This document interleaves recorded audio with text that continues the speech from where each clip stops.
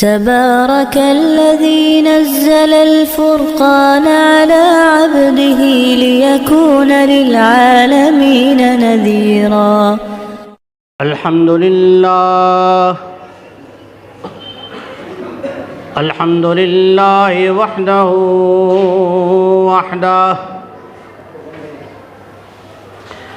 وحده لا شريك له ولا ند له ولا مثل له ولا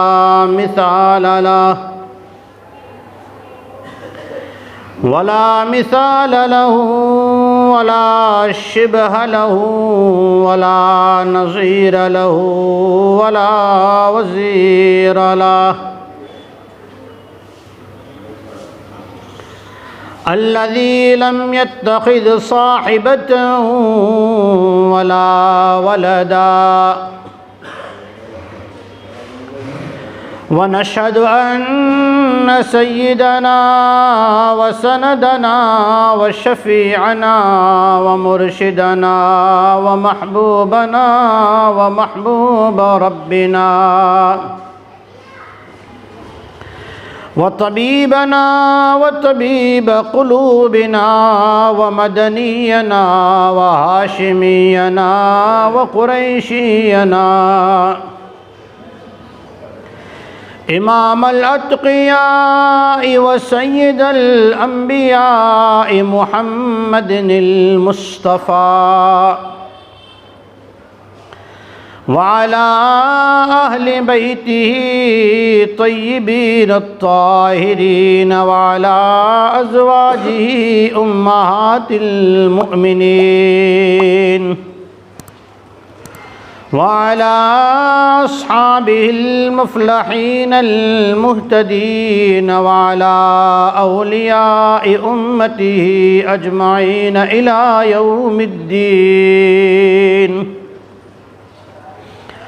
أما بعد، فأعوذ بالله من الشيطان الرجيم. بسم الله الرحمن الرحيم. تبارك الذي بيده الملك وهو على كل شيء قدير، الذي خلق الموت والحياة ليبلوكم أيكم أحسن عملا، وهو العزيز الغفور. وقال النبي صلى الله تعالى عليه وسلم: لا يؤمن أحدكم حتى أكون أحب إليه من والده وولده والناس أجمعين. وقال الله تعالى في شان حبيبه: إن الله وملائكته يصلون على النبي يا أيها الذين آمنوا صلوا عليه وسلموا تسليما. اللهم صل على محمد وعلى آل محمد كما صليت على إبراهيم وعلى آل إبراهيم إنك حميد مجيد. درود پاک پڑھیے نا.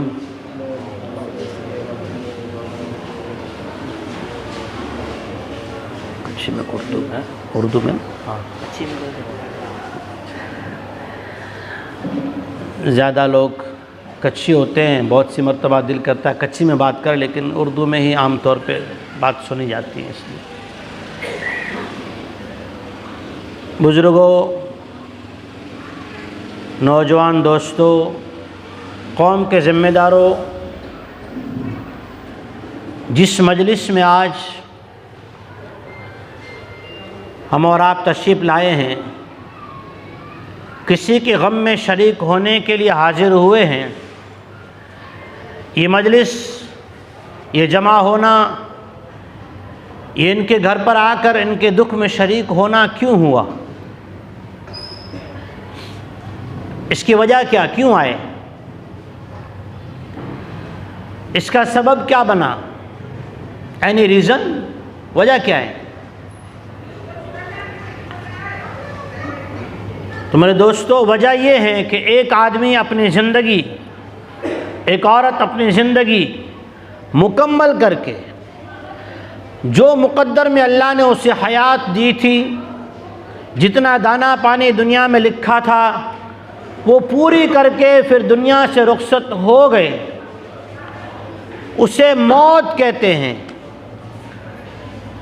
ایک انسان کی موت واقع ہوئی، ان کے گھر والوں کی تسلی کے لیے، غم میں شریک ہونے کے لیے، انہیں دلاسا اور ہمت دلانے کے لیے میں اور آپ جمع ہیں۔ میرے عزیزو، یہ موت کیا ہے؟ موت ہے کیا؟ آج کسی کو اگر یہ کہا جائے کہ بس تیری موت آنے والی ہے، موت کی نشانیاں دکھ رہی ہے، تو آدمی کو برا لگتا ہے۔ ہماری زندگی میں 24 گھنٹے کی ترتیب، شیڈول ساری چیزوں کا بنا ہوا ہوتا ہے، پورا ٹائم ٹیبل فٹ ہوتا ہے، لیکن وہ ٹائم ٹیبل کیا ہوتا ہے؟ صبح اٹھنا، اٹھ کے پھر کام پہ جانا، آ کے کھانا، کھا کے پھر جانا، پھر آنا، یہی چیزیں ہوتی ہیں۔ کہیں یہ نہیں ہوتا کہ 5 منٹ بیٹھ کر اپنے آپ کو یہ یاد دلانا ہے کہ دنیا میں آیا ہوں تو جانا ہے۔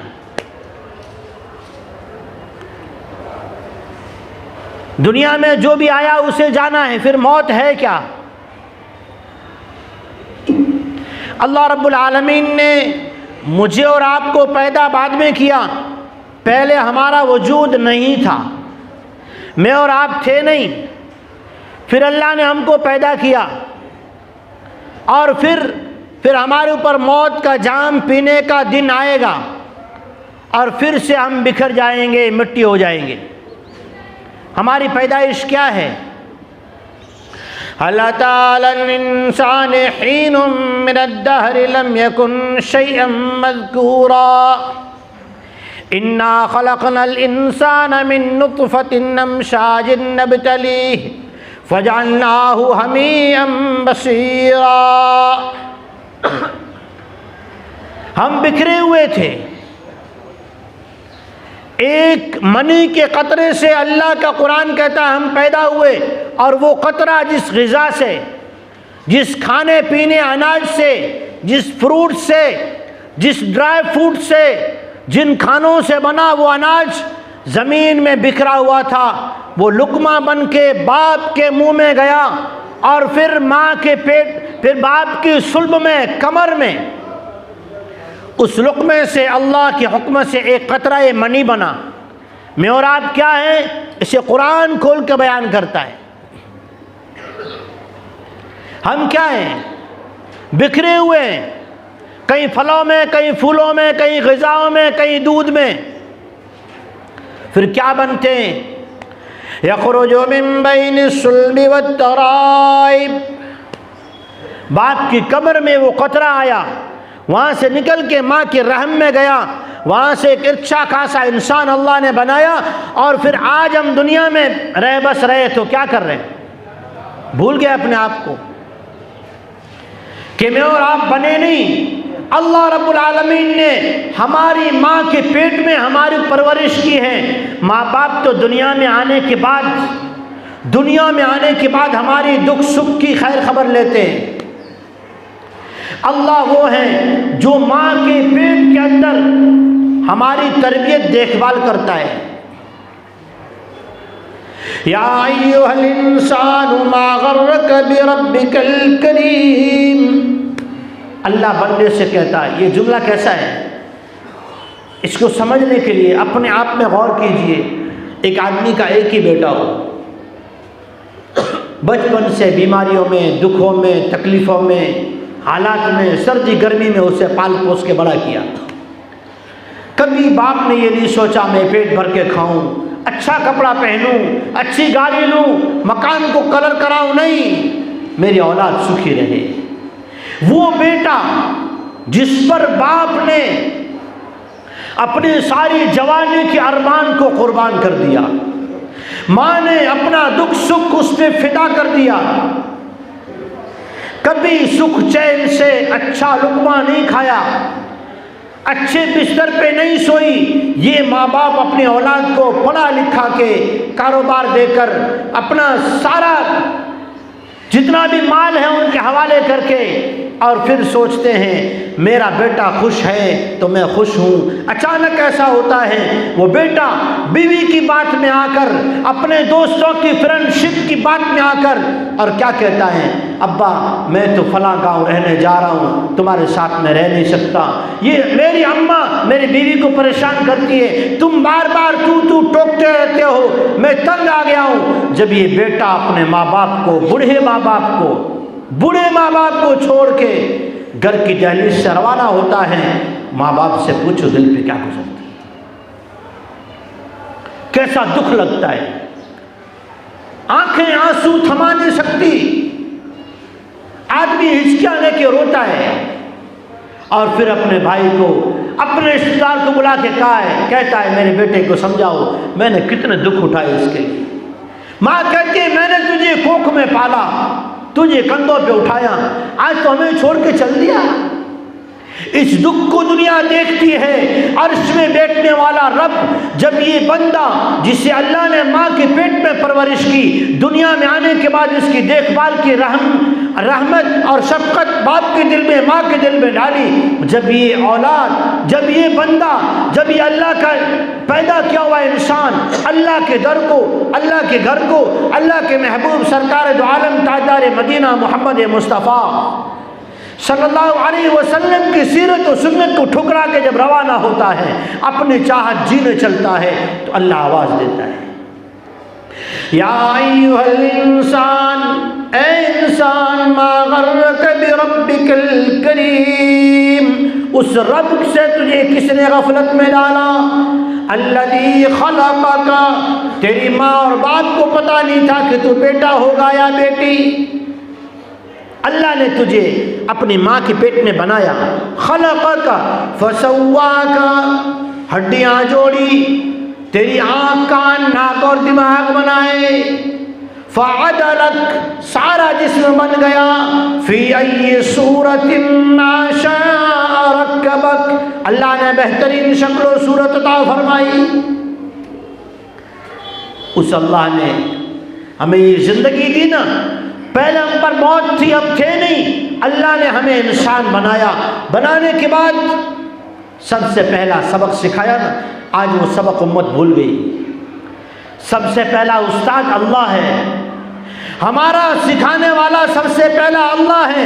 آج مولانا کہے گا میں نے پڑھایا، باپو کہے گا میں نے پڑھایا، ٹیچر کہے گا میں نے سکھایا، گرو کہے گا میں نے اسے شکشا دی ہے، نہیں، وہ سبق جو پہلا سبق ہے وہ ہماری زندگی کا جنت میں داخل ہونے کا آخری بھی سبق وہی ہے۔ آج وہ سبق میں بھول گیا، آپ بھول گئے، وہ سبق کیا ہے؟ جب دنیا میں اور آپ آئے، سب سے پہلا سبق کیا تھا؟ جس سبق کی وجہ سے ہمیں پانی ملتا تھا، کھانا ملتا تھا، دودھ ملتا تھا، ہمیں کوئی اٹھانے والا ہوتا تھا، ہماری پکار پہ سب آ جاتے تھے، وہ سبق کون سا ہے؟ وہ سبق ہے رونے کا سبق، رونے کا سبق۔ دنیا میں آنے کے ساتھ اللہ تبارک و تعالیٰ نے ہمیں رونا سکھایا، پھر ہمارے رونے کی صفات ماں باپ کو سمجھائی۔ ماں کیا ہے؟ اگر بیٹا، اللہ سب کو صحیح سالم اولاد عطا فرمائے، کسی کا بیٹا آنکھ سے کانا ہو، ہاتھ سے معذور ہو، پیر سے معذور ہو، شکل میں کالا ہو، لیکن اللہ رب العالمین نے ماں کے دل میں محبت ڈالی ہے، گلی میں خوبصورت چمکنے والا بیٹا اسے پیار نہیں آئے گا، لیکن اپنا کالی شکل کا بیٹا، ایک ہاتھ سے معذور، ایک آنکھ سے کانا، ماں اس پہ رحم کھا کے سینے سے لگاتی ہے۔ یہ ماں کے دل میں شفقت ڈالنے والا کون؟ یہ بیٹا روتا ہے، کیوں رویا؟ بھوک کی وجہ سے، درد کی وجہ سے، نیند کے لیے، کوئی چیز اس سے چھپ رہی ہے اس لیے۔ ہر قسم کے رونے کو ماں کے دل میں اس کی پہچان ڈالنے والا کون؟ وہ اللہ ہے۔ اللہ نے سب سے پہلے رونا سکھایا، آج وہ رونا ہم بھول گئے، اس لیے دنیا والوں کے سامنے رو رہے ہیں۔ قرآن مجید کی ایک صورت آپ سب لوگوں کو آتی ہے، سورہ والناس، قل اعوذ برب الناس، ملک الناس، الہ الناس، سب کو آتی ہے نا؟ الحمدللہ سب مسلمانوں کی صورت آتی ہے۔ اس میں اللہ نے اپنے 3 لفظ دیے۔ اللہ کرے امت قرآن پڑھے، قرآن سمجھے، قرآن سیکھے۔ قرآن اللہ کا ایک پیغام ہے، قرآن زندگی کو بہترین بنانے کا ایک سبق ہے، ایک درس ہے۔ امی عائشہ صدیقہ رضی اللہ تعالیٰ عنہ سے پوچھا گیا، آقا مکی مدنی محمد مصطفیٰ صلی اللہ علیہ وسلم کی مبارک زندگی اور حیات لائف کیا تھی؟ امی عائشہ رضی اللہ تعالیٰ عنہ نے فرمایا، خلقہ القرآن، جو قرآن لفظوں میں ہے وہ محمد مصطفیٰ صلی اللہ علیہ وسلم کی سیرت و سنت میں ہے۔ حضور صرف میرے آپ کے نبی نہیں ہیں، سرور کائنات امام الانبیاء خاتم النبیین محمد رسول اللہ صلی اللہ علیہ وسلم صرف مسلمانوں کے نہیں ہیں، ساری مخلوقات کی طرف بھیجے گئے نبی ہیں۔ ساری مخلوق میں انسان بھی، جنات بھی، اور روح والے بھی، بغیر روح والے بھی۔ ترمذی شریف حدیث کی کتاب ہے، سرکار دو عالم تاجدار مدینہ امام الانبیاء محمد مصطفیٰ صلی اللہ تعالیٰ علیہ وسلم اپنے صحابہ جان نثاروں کے ساتھ تشریف لے جا رہے ہیں سفر میں۔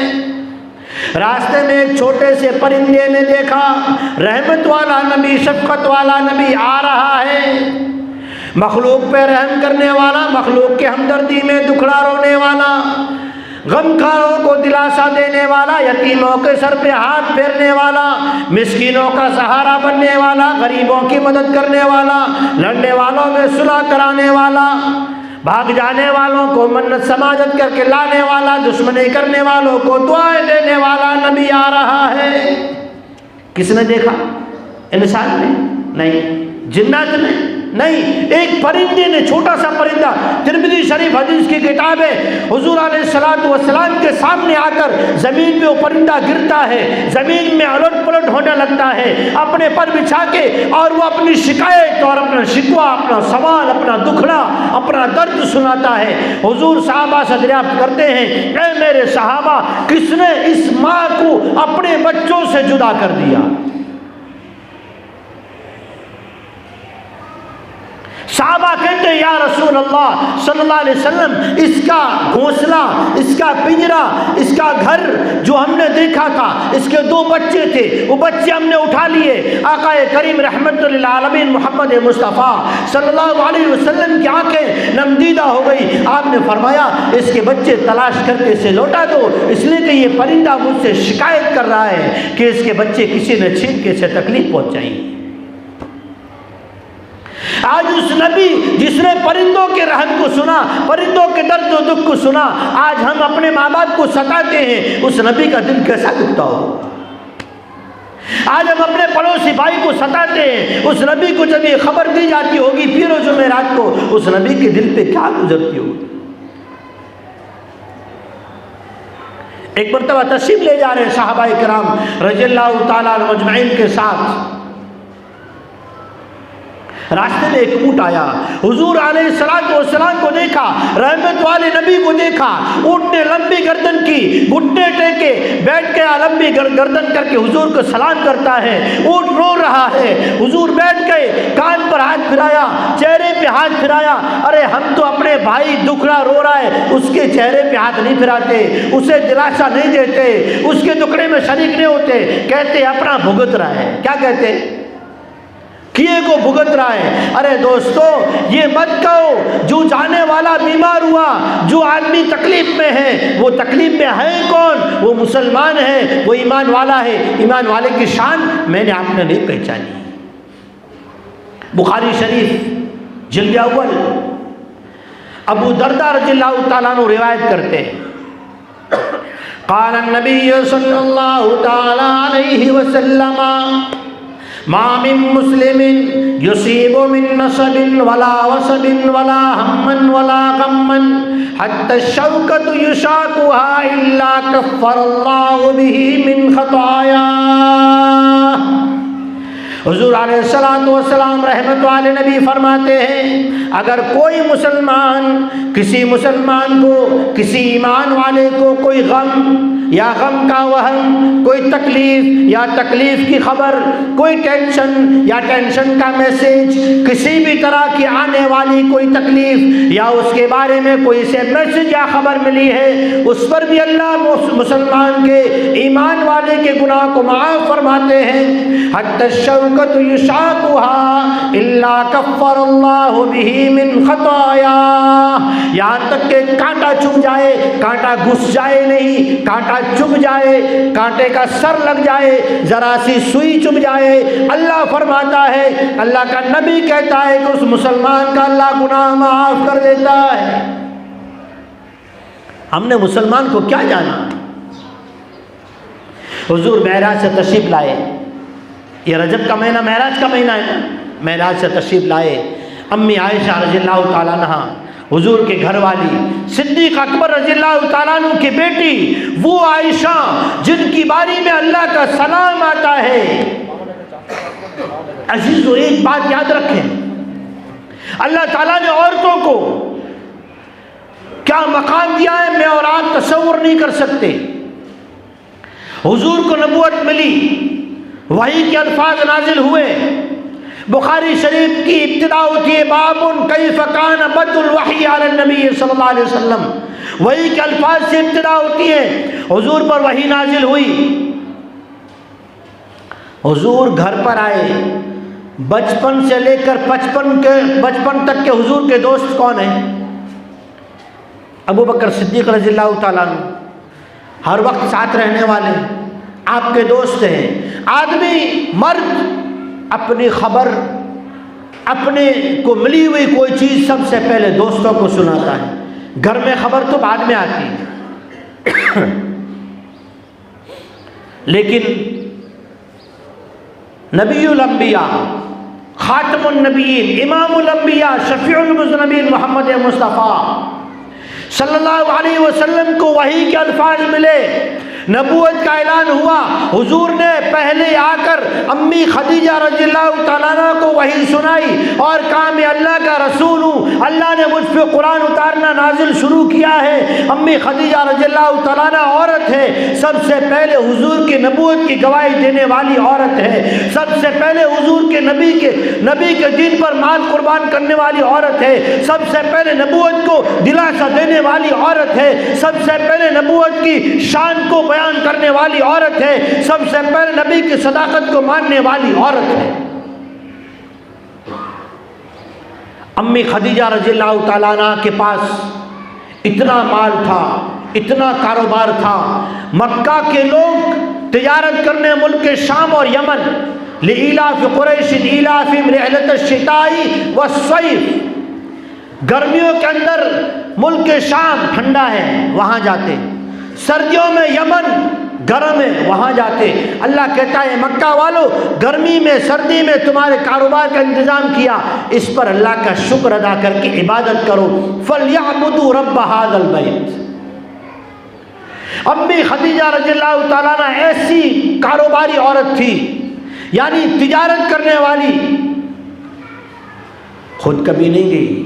عورت کو شریعت نے کاروبار کی اجازت دی، یہ نہیں کہا عورت تو کمانے جا رہی، بیچاری برتن دھو رہی، بھنڈیاں وار رہی، کسی کے گلی کے پوچھے کر رہی، کسی صاحب جی کے گھر میں جا آفس میں جا کے وہاں پٹا کر رہی، اور یہ مرد یہ مچھڑیارا اور یہ اپنے آپ کو بہادر کہنے والا یہ گھر میں بیٹھا رہے، کرسیوں پہ ہوٹلیں توڑتا رہے، رکشاؤں میں گھومتا رہے، شراب کے نشے پہ لت میں لگا رہے، اور بیوی بیچاری کما کے گھر چلائے، یہ مرد نہیں ہے، یہ دیوس ہے۔ حضور نے فرمایا عورت کی کمائی کھانے کی اجازت نہیں ہے، عورت تجارت کرے گھر میں بیٹھ کر چار دیواری میں رہ کر، عورت کو تو شوہر کی چھت کے نیچے رہنا ہے۔ مرد سے کہا گیا حلال روزی کما، اس میں اجر ملے گا، حلال روزی کما نبیوں کی صحبت ملے گی، حلال روزی کما تجھے اس پر برکتیں ملے گی، حلال روزی کما نبیوں کے ساتھ جنت میں جائے گا۔ عورت سے کہا تیری تو تاج تیرا شوہر ہے، تیری عزت تیرا شوہر ہے،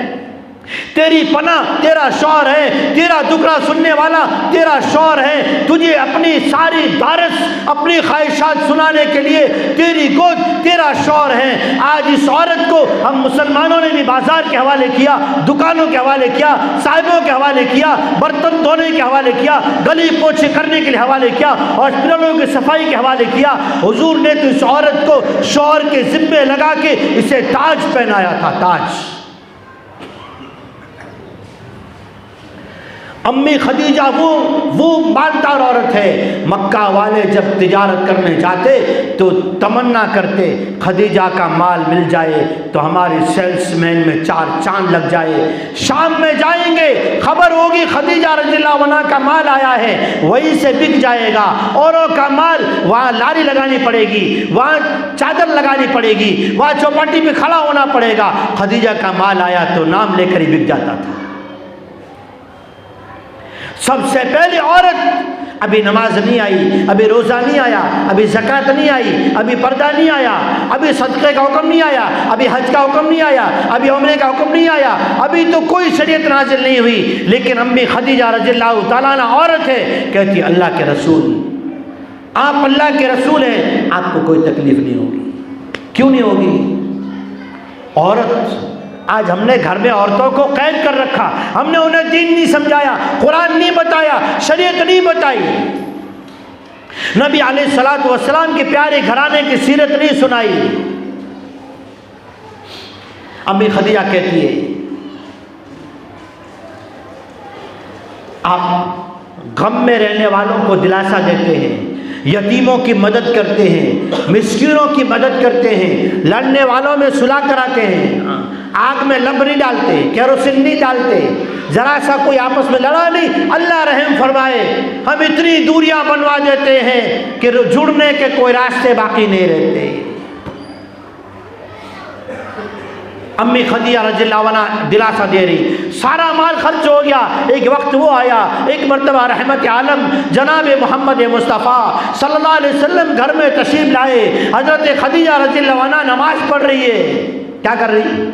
نماز پڑھ رہی ہے، اور جو چادر پہنی ہوئی ہے اس چادر میں 20 پیوند تھگڑے، 20 تھگڑے لگے ہوئے ہیں۔ حضور علیہ الصلوۃ والسلام کی آنکھیں نم دیدہ ہو گئی، آپ کی آنکھوں میں آنسو آ گئے، اور جب سلام پھیرا کہا خدیجہ اللہ تجھ پہ رحم کرے، اللہ تیرے درجات بلند کرے، تو نے اپنا کیا حال بنا رکھا ہے۔ جس خدیجہ کے پاس 20 نوکرانیاں تھی، 20، تو عزیزو یہ شریعت جو ہے نا ہمیں کیا سکھاتی ہے کہ ہم کچھ نہیں تھے، اس اللہ نے ماں کے دل میں رحم ڈالا، ہم آئے تو رونا سکھایا، زندگی میں رونا۔ سرور کائنات تاجدار مدینہ محمد رسول اللہ صلی اللہ علیہ وسلم کی صفت حضرت امی عائشہ رضی اللہ تعالیٰ عنہ سے پوچھی گئی، حفصہ رضی اللہ تعالیٰ عنہ سے پوچھی گئی، ام سلمہ رضی اللہ عنہ سے پوچھی گئی، امی خدیجہ رضی اللہ عنہ سے پوچھی گئی۔ کیا پوچھا گیا کہ حضور کی کیفیت کیا ہوتی تھی؟ تو کہا ہر وقت رویا کرتے تھے۔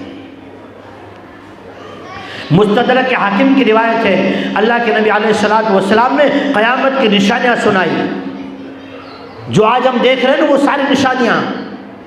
صحابی نے پوچھا یا رسول اللہ صلی اللہ علیہ وسلم، اس دور کے اندر میں کیا کروں؟ میں اپنے آپ کو ایسے فتنوں سے کیسے بچاؤں؟ جھوٹ عام ہوگا، سچا آدمی اپنے آپ کو سچا ثابت کرنے کے لیے قسمیں کھائے گا، جھوٹا آدمی دناتا ہوا پھرے گا، جھوٹا آدمی سہرا باندھا جائے گا، چادریں اڑائی جائے گی، سلمان کیا جائے گا، سچا آدمی گھر کے کونے میں بیٹھا ہوا اپنی معافی مانگ رہا ہوگا اور لوگوں کو کہہ رہا ہوگا یار میں نے تو ایسا کیا نہیں تھا، یار میری کیوں سنتے نہیں۔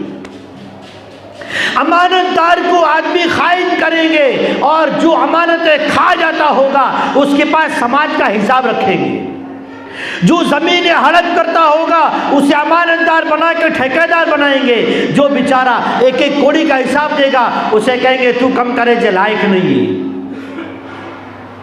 علماء سے امت کٹ جائے گی۔ ماں کے ساتھ آدمی نوکرانی کا ویوہار کرے گا، اور بیوی کے لیے جو ہے آدھی رات کو جا کے آئس کریم مانگے گی نا، ٹھنڈی میں ٹھٹھرتا ہوا جائے گا، آرڈر دے کے آن لائن منگائے گا۔ बाप की बात पे कहेगा आने आगे खबरों पे, और दोस्तों के साथ जो है कॉम्प्रोमाइज करके हार जाएगा कि तुम कहते हो वैसा करके दिखा दूंगा मैं। तिरमिज़ी शरीफ में सारी बातें मौजूद है अबवाबुल फितन में।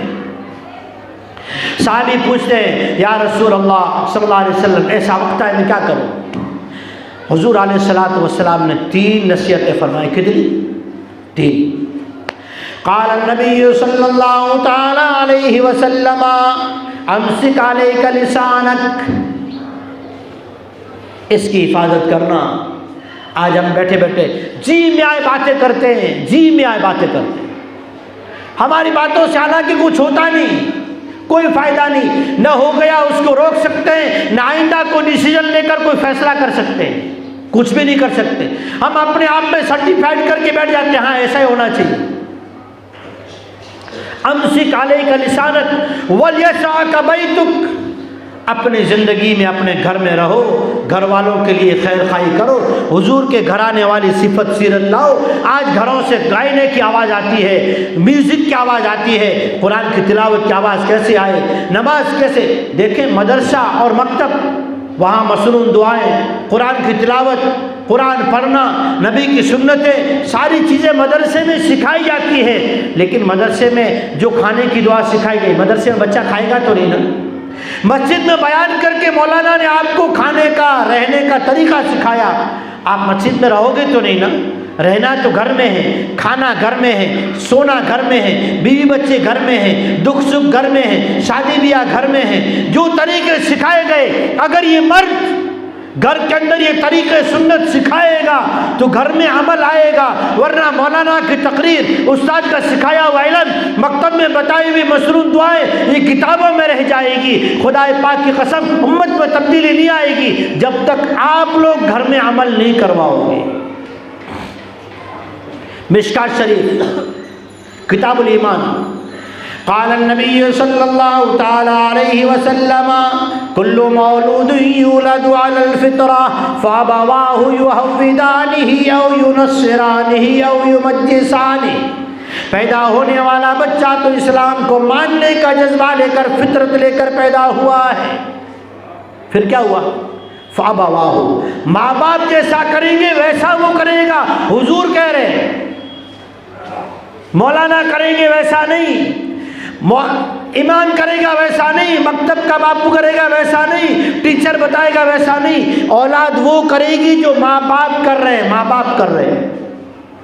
हदीस कह रही है अल्लाह ताला ने अपने नबी अलैहिस्सलातु वस्सलाम के जरिए से हमें ज़िंदगी में भी रोने का सबक दिया। रो वलयसअक बैतुक, अपने गुनाहों को याद करो, अपने घर में रहो, यानी घर की फिक्र करो कि घर में मौत की तैयारी कितनी है। कल को आकाए करीम मोहम्मद मुस्तफ़ा सल्लल्लाहु अलैहि वसल्लम को मुंह दिखाना है, कल को जाके हाजिर होना है, खबर में भी सवाल होगा। तो तीसरा सवाल ये है, माज़ा तक़ूलु बिहाज़र रजुल, माज़ा तक़ूलु बिहाज़र रजुल। हुजूर की सूरत, हुजूर का चेहरा मुबारक दिखाया जाएगा और पूछा जाएगा इस शख्स के बारे में क्या राय है तेरी। हुजूर अलैहिस्सलातु वस्सलाम फरमाते हैं, मिशकात शरीफ के हाशिए में शारे मज़ार हाफिज रहमतुल्लाह अलैह लिखते हैं कि हुजूर अलैहिस्सलातु वस्सलाम की सुन्नत है, हुजूर का तरीक़ा, हुजूर वाली सीरत, हुजूर वाली सूरत अगर ज़िंदगी में अपनाई है तो नबी को पहचानेगा, वरना ये कहेगा ला अदरी मा हाज़ा, कि मैं नहीं जानता। सरकार जो आलम ताजदार मदीना मुहम्मद रसूलुल्लाह सल्लल्लाहु अलैहि वसल्लम ने फरमाया, ला युमिनु अहदुकुम, तुम्हारा ईमान मुकम्मल नहीं हो सकता जब तक कि तमाम इंसानों से ज़्यादा मोहब्बत मेरी न हो जाए। कुरान गवाही देता है, अल्लज़ीना आमनू अशद्दु हुब्बन लिल्लाह, ईमान वाला तो अल्लाह ही से ज़्यादा मोहब्बत करता है। शारे बुखारी शेख ज़करिया रहमतुल्लाह अलैह फरमाते हैं, ईमान वाले ने एक बार कलमा पढ़ा, इसके दिल में अल्लाह रसूल की मोहब्बत आ गई, ये निकलने वाली नहीं है। हाँ, जाहिर कभी कभी होती है, चाहे ये कितना ही दूर चला जाए, چاہے اس کی زندگی سے نماز نکل گئی، اس کی زندگی سے اللہ کے گھر میں آنا نکل گیا، قرآن پڑھا نہیں، سیکھا نہیں، لیکن کلمہ پڑھا ہے نا، اس کے دل میں ایمان ہے، یہ مسلمان ہے، یہ کبھی کبھی جاگے گا۔ کب جاگے گا؟ جب کسی نالائق نے، کسی گستاخ نے نعوذ باللہ رسالت پر، سنت پر، قرآن پر اگر لب کشائی کی، زبان کو حرکت دی، کچھ بولا، فوراً اس کا ایمان جو ہے نا یہ اجاگر ہو جائے گا، جوان ہو جائے گا۔ لیکن یہ تو کبھی کبھی والا ہے نا۔ حضور کیا کہہ رہے ہیں؟ ایمان وہ لاؤ جو ہر وقت والا ہو، مسلمانی وہ لاؤ جو ہر وقت والی ہو، نمونہ بتائے کہ یہ مسلمان جا رہا ہے۔ حضور نے دوسری بات فرمائی وَلْيَسْعَكَ بَيْتُكَ، تیسری بات بہت بڑی بات۔ ہم آئے تھے تو رونا ہمارا سبق تھا، اب ہمارا کیا سبق ہے آج دور فتن میں؟ حضور علیہ الصلوۃ والسلام نے فرمایا، قال النبی صلی اللہ تعالی علیہ وسلم امسک علیک لسانک ولیسعک بیتک وابکی علی خطیئتک، اپنے گناہوں پر رویا کرو۔ یہ رونا اپنے گناہوں کو یاد کر کے کہا یہ تیرے درجات کو بلند کرے گا۔ میدان محشر ہوگا، آدم علیہ السلام سے لے کر عیسیٰ علیہ السلام تک، عیسیٰ علیہ السلام سے لے کر اسرافیل کے سور پھونکے جانے تک ساری انسانیت رو رہی ہوگی، ساری انسانیت نفسا نفسی میں ہوگی۔ اللہ جل شانہ کی طرف سے کوئی فیصلہ نہیں آئے گا۔ اس وقت میرے آپ کے نبی، نبیوں کے نبی، آخری نبی، خاتم النبیین، رحمت للعالمین، شفیع المذنبین محمد مصطفیٰ صلی اللہ علیہ وسلم سجدے میں سر جھکائیں گے، اللہ کے دربار میں روئیں گے، 7 دن 8 راتیں یا 8 دن 7 راتیں روئیں گے، اور اس کے بعد اللہ کہے گا ارفع رأسک یا محمد۔ رونا وہاں بھی امت کا حساب، مخلوق کا حساب رونے کے بعد شروع ہوگا۔ آج ہم نے رونا چھوڑ دیا، موت کو دیکھ کر بھی رونا نہیں آتا۔ آج ہم موت میں جمع ہوئے نا، ہمیں اپنی موت یاد نہیں، اور کرتے کیا ہے؟ کسی کے یہاں حاضر ہوتے نا، حاضر غلط کام کرتے ہیں بہت سارے۔ علماء سے پوچھا کرو، علماء سے مسئلے معلوم کیا کرو۔ میرا عزیزو، کیا حال ہوتا ہے؟ ایک آدمی دنیا سے رخصت ہونے والا، سکرات کی حالت ہے، ناک کی ہڈی گر گئی، کان کی پاپڑی جو ہے نا وہ گر گئی، اس کی پنڈلی کے اندر کی یہ ہڈی جو ہے نا یہ نرم ہو گئی، پیچھے کی یہ رگ جو ہے نا سفید یہ نرم ہو گئی۔ بوڑھے بزرگوں کو پوچھئے، یہ موت کی علامتیں ہیں۔ ہم نے بزرگوں کے پاس بیٹھ کر یہ چیزیں سیکھی اور دیکھی بھی ہیں، کئی مرتبہ بیٹھے ہیں میت دنیا سے رخصت ہونے والے انسانوں پر، اس وقت ہم کیا کرتے ہیں؟ ان کے کلمہ پڑھائے ہو، یہ غلط ہے۔ سرکار دو عالم تاجدار مدینہ محمد رسول اللہ صلی اللہ علیہ وسلم نے فرمایا لقنوا موتاکم کلمہ لا الہ الا اللہ، کہ جانے والے کو کلمہ تلقین کرو۔ تلقین کسے کہتے ہیں؟ ہم نے یہ سمجھا اس کو پڑھاؤ، نہیں عزیزو، یہ بھول مت کیجئے۔ اس وقت کا حکم شریعت محمد مصطفیٰ صلی اللہ علیہ وسلم کا یہ ہے، بیٹھنے والے یہ نہ کہیں مویا ڈاڈا وا مویا نانا وا، انہی کو ارکھو تک کہہ رہا ہے، انہی کی نارو تہانی آیا یا نارو تک کہہ رہی، یہ کرنے کا نہیں کہا۔ بیٹھنے والوں کو حکم دیا گیا تم بیٹھنے والے زور زور سے کلمہ شہادت پڑھو، تمہارے ذکر کی وجہ سے، فرشتوں کے حاضر ہونے کی وجہ سے اس کو مدد ملے گی۔ اس کی زبان سے ایک لفظ نکل گیا، یہ دنیا اور آخرت میں کامیاب ہو گیا۔ ہم تو اس وقت بیٹھ کر دادا نانا یاد دلاتے ہیں، پوتا پر پوتا بھانجا نواسا یاد دلاتے ہیں، اس وقت اللہ یاد دلانے کا وقت ہے۔ کہا اس کو تکلیف ہوئی، بیمار ہوا تو کیا کرتے ہیں؟ نیارو آنے ٹنگا پی لے تو، ہاں نیارو جکی کہوے نہیں بھوگے تو۔ عزیزو نہیں، اس بات کی دلیل سنو۔ رحمت عالم تاجدار مدینہ محمد مصطفیٰ صلی اللہ تعالیٰ علیہ وسلم بدھ کے روز آپ کو بخار اور سر میں درد شروع ہوا، آپ پٹیاں رکھ رہے ہیں، امی عائشہ رضی اللہ عنہا بھی بیمار ہیں، ان کے سر پہ بھی پٹی ہے نمک والے پانی کی۔ بدھ سے مرض ہوا، بخار ہوا، پیر تک آپ کا مرض اور بخار بڑھتا گیا، نعوذ باللہ ثم نعوذ باللہ ثم نعوذ باللہ۔ کیا حضور علیہ الصلوۃ والسلام کو کوئی تکلیف اس وجہ سے ہو رہی تھی؟ حضور سے پوچھا گیا یا رسول اللہ صلی اللہ علیہ وسلم آپ کو تکلیف ہو رہی؟ تو کہا کہ اے جبرائیل، میں چاہتا ہوں میرا آنے والا امتی جب دنیا سے رخصت ہو رہا ہوگا، مرد ہو یا عورت، جب اسے تکلیف ہوگی، اس کی روح کو نکالنے کا، اسے اللہ کی طرف جانے کا وقت آئے گا، اسے تکلیف دی جائے گی تو اس نے میری سیرت سنی ہوگی، میری تکلیف سنی ہوگی، میرا دکھڑا سنا ہوگا، میرا درد کیسا درد۔ بخاری شریف باب وفات النبی صلی اللہ علیہ وسلم، امی عائشہ رضی اللہ تعالیٰ عنہ فرماتی ہے حضور پر جب سکرات کی حالت شروع ہوئی، اللہ کی طرف جانے کا وقت شروع ہوا تو حضور نے پانی کا پیالہ منگوایا، پانی کے پیالے میں ہاتھ ڈالتے اور ہاتھ ڈال کے اندر بھگوتے، پھر اپنے چہرے پہ یوں چھڑکتے اور کہتے عائشہ سکرات کی سختی بڑی سخت ہے۔ پوچھا گیا یا رسول اللہ صلی اللہ علیہ وسلم یہ کیا ہے؟ تو کہا میں چاہتا ہوں میرا امتی سنے، میری سیرت کو پڑھے، میری زندگی اس کے سامنے ہو تو اسے ہر تکلیف کا سہنا آسان ہو جائے۔ رحمت والا نبی جاتے ہوئے بھی میرے آپ کے لیے دکھ اٹھا کے جا رہا ہے، اختیاری تکلیف اٹھا کے جا رہا ہے، قربانی دے کر جا رہا ہے، امت کے لیے روتے ہوئے جا رہا ہے، اور آج میں امتی اپنے گھر میں نبی کی سیرت سناتا نہیں، نبی کا دکھ یاد کرتا نہیں، نبی کا حیات طیبہ پڑھتا نہیں، اپنی اولاد کو بتاتا نہیں، اپنے اندر لاتا نہیں۔ میرے عزیزو ہم کیسے بے وفا ہوتی ہیں، کیسے بے وفا ہوتی ہیں؟ اس لیے موت محبت کا جام ہے، موت تو ہمیں اللہ سے ملانے والی ہے۔ سرکار دو عالم جناب رسول اللہ صلی اللہ علیہ وسلم نے فرمایا الموت جسر یصل الحبیب للحبیب، او کما قال صلی اللہ علیہ وسلم کہ موت تو جو ہے محبت کا جام ہے۔ یہاں سے ہم کو اپنے ماں باپ کے گھر جانا ہو، اپنے وطن جانا ہو تو کیسے جائیں گے؟ بس میں جائیں گے، ٹرین میں جائیں گے، لگژری میں جائیں گے، بس جایا کرو، ہے نا؟ کیوں؟ تو کہا یہ واسطہ ہے، بس پہ محبت ہے، ٹرین کا انتظار ہے، ایسی موت کا انتظار کرو، موت ہمیں اللہ سے ملائے گی، موت آقا کریم محمد مصطفیٰ صلی اللہ علیہ وسلم کا دیدار کرائے گی۔ ابھی 2-4 مہینے پہلے میری احمد آباد 2 دن سفر ہوا اپنی فیملی کے ساتھ، بعض ایسے افراد سے ملاقات ہوئی عزیزو جن کے خواب میں کئی مرتبہ میرے آپ کے آقا، نبیوں کے نبی، آخری نبی، سرکار دو عالم، تاجدار مدینہ محمد رسول اللہ صلی اللہ علیہ وسلم کی انہیں زیارت نصیب ہوئی، اور جس نے خواب میں حضور کو دیکھا، حضور فرماتے من رآ فی المنام فقد رآنی لا یتمثل بی الشیطان، ترمذی شریف کی روایت ہے، حضور فرماتے جس نے خواب میں میری زیارت کی اس نے میری ہی زیارت کی، اس لیے کہ شیطان میرے روپ میں، میری شکل میں نہیں آ سکتا۔ حضور نے اپنا ایک دکھڑا سنایا،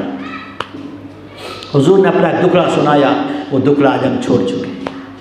آج کے دور میں ہمارے ایمان کی حفاظت وہ چیز ہے، وہ عمل ہے جو حضور نے بتلایا، وہ عمل کریں گے انشاءاللہ، اچھی عمل ہے۔ آج ہم کہتے ہیں کسی گاڑی کو اگر کلر کروانا ہو تو پہلے پرانا کلر نکالنا پڑتا ہے، روڈ بنانا ہو گلی میں یا ہائی وے کوئی بھی روڈ بنانا ہو، آج کیا ہو رہا ہے، ایک روڈ پہلے بنا ہوا ہے، دھول اڑا دی، ڈسٹ ختم، دوسرا اوپر بچھا دیا، 12 مہینے ہوئے بارش برسی روڈ ختم۔ کیوں ایسا ہو رہا ہے؟ کہ روڈ بنانے کی سسٹم یہ تھی پہلے اس کو اکھاڑا جائے، اسے نکالا جائے، زمین صاف کی جائے، پھر اس پہ جو ہے کنکر بچھایا جائے، پھر روڈ بنے گا، پائیدار ہوگا، مضبوط ہوگا، ٹوٹے گا نہیں۔ آج کیا کر رہے ہیں، ایک بنا ہوا اوپر سے دوسرا لگا دیا، اوپر سے تیسرا لگا دیا، یہ ٹھگڑے ہو رہے ہیں۔ تو کہ ہمارا بھی حال یہ ہے، تقریر اثر نہیں کرتی، تلاوت کا اندر اثر نہیں اترتا، نماز میں دل لگتا نہیں، قرآن پڑھنے کو جی چاہتا نہیں، بیان میں مجلس میں بیٹھتے ہیں دل لرزتا نہیں، دعا مانگتے ہیں رونا نہیں آتا، اپنی ماں کی میت کو دیکھ کے آنکھیں نم نہیں ہوتی، باپ کو خبر میں اتار رہے ہیں لیکن بیٹا ہنسی خوشی باتیں کر رہا ہے، موبائل پہ میسج کر رہا ہے، باپ کا جنازہ رکھا، سب لوگ نماز پڑھتے ہیں، اولاد دور جا کے بیٹھی ہوئی ہے۔ کہا یہ دل کی کیفیت کیوں بنی؟ تو کہا ایک بہترین عمل ہے، آقا کریم محمد مصطفیٰ صلی اللہ علیہ وسلم نے عمل بتلایا، وہ عمل آج امت کو کرنے کی ضرورت ہے۔ میں کرتا ہوں اس لیے آپ کو بتاتا ہوں وہ عمل کیا ہے۔ وہ عمل یہ ہے استغفار کی کثرت کرو، اے اللہ مجھے معاف کر دے، اے اللہ مجھے معاف کر دے۔ صبح اٹھو تو استغفار کرو، چلتے پھرتے استغفار کرو، سوتے ہوئے استغفار کرو، کاروبار میں استغفار کرو، ہر وقت استغفار کرو، استغفار بہت زیادہ کرو، اللہ سے توبہ کرو، اللہ غفور رحیم۔ ایک حدیث سنا کے بعد ختم کر رہا ہوں، ابو داؤد شریف حدیث کی کتاب ہے۔ موسیٰ علیہ السلام نے اللہ رب العالمین سے پوچھا، اے باری تعالیٰ، نیک بندہ نمازی، تہجد گزار، تلاوت والا تجھے پکارے تو کیا جواب دیتا ہے؟ یا ربی کہے تو کہا میں کہتا ہوں لبیک عبدی، میرے بندے میں حاضر ہوں، بس بات ختم۔ اللہ تعالیٰ نے پوچھا موسیٰ یہ تو پوچھ، میرا گنہگار بندہ جو مجھے چھوڑ کے چلا گیا، میرے قرآن کو کھولتا نہیں، نماز میں آتا نہیں، سجدہ کرتا نہیں، توبہ کرتا نہیں، میرا نام لیتا نہیں، درود پڑھتا نہیں، استغفار کرتا نہیں، میرے در پہ نہیں، میرے گھر پہ نہیں، مجھ سے دور، دین سے دور، سنت کا پتہ نہیں، شریعت کی خبر نہیں، اللہ کو بھلا بیٹھا، مجھ سے بچھڑ گیا، مجھے چھوڑ کر چلا گیا۔ جب ایسا گنہگار بندہ اسے احساس ہو، کہیں اس نے سن لیا، کہیں پڑھ لیا، کسی نے اس کے پیٹھ پہ ہاتھ پھیرا، کسی نے اسے سمجھایا، اسے میں یاد آیا، میں رب، میں خالق، میں مالک، میں اسے یاد آ گیا، اس وقت جب وہ مجھے پکارتا ہے یا ربی، اے موسیٰ، میں اسے کیسے جواب دیتا ہوں؟ یہ تو پوچھ۔ موسیٰ علیہ السلام نے کہا، اے باری تعالیٰ بتائیے آپ اس گنہگار بندے کو کس طرح جواب دیتے ہیں؟ رب تعالیٰ نے کہا، اے موسیٰ میں اسے 3 بار جواب دیتا ہوں، لبیک عبدی، لبیک عبدی، لبیک عبدی، میرے بندے تو اپنا دکھڑا مجھے سنا دے، میں تانا نہیں دوں گا، میں تیرے پچھلے کی ہوئی بھولیں نہیں گناؤں گا، تیرے گناہ نہیں گناؤں گا، تو مجھے پکار، تیرے سارے معاف کر دوں گا۔ ہم جمع ہوئے ہیں کسی کی مغفرت کی دعا کرنے، ہم جمع ہوئے ہیں اپنی موت یاد کرنے، ہم جمع ہوئے ہیں کسی کے ایصال ثواب کے لیے، ہم جمع ہوئے ہیں کسی کے غم میں شریک ہونے اور اپنی زندگی کی قیمت کو ادا کرنے کے لیے جمع ہوئے ہیں۔ اللہ تعالیٰ مرحومہ کی مغفرت فرمائے، ہمیں اپنی موت سے پہلے موت کی تیاری کرنے کی توفیق عطا فرمائے۔ اللہ جل شانہ ہمیں روزانہ، یہ تو ایک تعزیت تو 3 دن شریعت میں اجازت ہے، حکم ہے 3 دن تک، جس کی آپ میت ہو گئی 3 دن اس کے ساتھ غم میں شرکت کرو، تو ہم اس کے غم میں شریک ہونے آئے، ہم استغفار دعا کریں، جو پڑھا ہے اس کے نیت کریں۔ ایصال ثواب کیا ہے؟ مسئلہ سن لیں، ایصال ثواب اتنے کرو، میں نے جو پڑھا، جو بھی پڑھا، نیت کی، اے اللہ اس کا ثواب فلاں فلاں مرحومین کو عطا فرما دے، انہیں عطا فرما دے، انہیں پہنچا دے، میں نے ان کو بخش دیا۔ یہ جو اندر کی نیت ہے نا، یہ ہے ایصال ثواب۔ ایصال مانے پہنچنا، ثواب مانے ثواب۔ ثواب پہنچنا کون پہنچائے گا؟ اللہ، نہ کہ مولانا، ہے نا؟ اس لیے سمجھ لیں مسئلہ یہ، ہم چلتے ہوئے قبرستان سے گزرے، پڑھا کریں، پڑھتے پڑھتے نیت کیا کریں؟ اے اللہ اس قبرستان والوں کو میرا ثواب پہنچا دے۔ اللہ تعالیٰ مرحومہ کی مغفرت فرمائے۔ وآخر دعوانا الحمدللہ رب العالمین۔ قرآن مجید، درود، استغفار جو یاد ہو پڑھیں، اس کے بعد انشاءاللہ دعا کر لیں۔ بہت سارے قرآن مجید، درود شریف وغیرہ ذکر اذکار کیے گئے ہیں، نیت کر لیں، اللہ تعالیٰ اس کا پورا مکمل اجر مرحومہ کو خصوصاً اور پوری امت مسلمہ جتنے بھی دنیا سے جا چکے ہیں، اللہ تعالیٰ تمام کو عموماً عطا فرمائے۔